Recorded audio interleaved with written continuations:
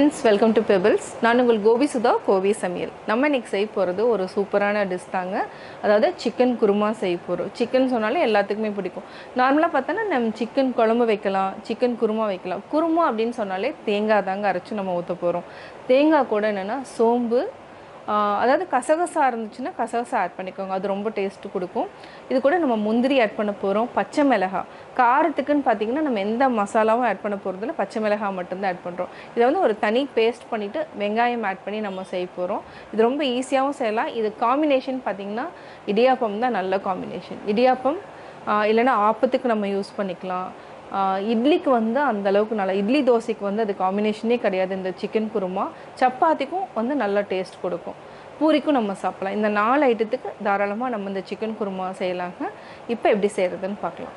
நம்ம சிக்கன் வந்து 300 கிராம்ஸ் எடுத்துக்கலாம். அரைக்கிறதுக்கு என்னென்னு பார்த்தீங்கன்னா 4 பச்சை மிளகாய், 20 முந்திரி, 1 டேபிள் ஸ்பூன் சோம்பு, 1/2 டீஸ்பூன் சீரகம், இது கூட 2 ஏலக்காய், பட்டை 2, 1 டேபிள் ஸ்பூன் பொட்டுக்கடலை. இது கூட தேங்காய் வந்து நம்ம 1/2 மூடி அளவு எடுத்துக்கலாம்.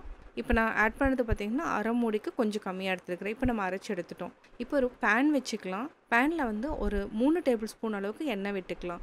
எண்ணெய் விட்டுட்டு கொஞ்சமாக கீ விட்டுட்டிங்கன்னா நல்லாயிருக்கும். பட்டை 2 ஏலக்காய், கிராம்பு 5. நல்லா ஸ்மெல் வந்ததுக்கப்புறம் வெங்காயத்தும் சேர்த்து நல்லா வதக்கிக்கலாம். 3 வெங்காயம் எடுத்துருக்குற நல்லா வதக்கிட்டு இஞ்சி பூண்டு பேஸ்ட்டு 1 டேபிள் ஸ்பூன் ஆட் பண்ணாலே போதும். நல்லா மிக்ஸ் பண்ணி விடுங்க. அதாவது பச்சை வாசனை போயிடணும், அது வரைக்கும் நம்ம மிக்ஸ் பண்ணிக்கலாம். இப்போ தேவையான அளவு உப்பு சேர்த்துக்கலாம். உப்பு சேர்த்து நல்லா வதக்கி விடுங்க. இப்போ பார்த்திங்கன்னா நல்லா, அதாவது டிரான்ஸ்பரண்ட் ஆகிரும். அந்த வெங்காயம் வந்து நல்லா வதங்குற வரைக்கும் நம்மளுக்கு நல்லா டேஸ்ட்டு கொடுக்கும் குருமா. நல்லா வதக்கி விடுங்க. அதே மாதிரி சிக்கன் வந்து 2-3 டைம் நம்ம வாஷ் பண்ணி வச்சுருக்கோம். இதுக்கு வந்துன்னா மஞ்சத்தூள் சேர்த்தாதீங்க, அப்படியே நம்ம ஆட் பண்ணிக்கலாம். சிக்கன் வந்து வாஷ் பண்ணி வச்சுருக்கதை ஆட் பண்ணிக்கலாம். இதையும் சேர்த்து நல்லா வதக்கி விடுங்க.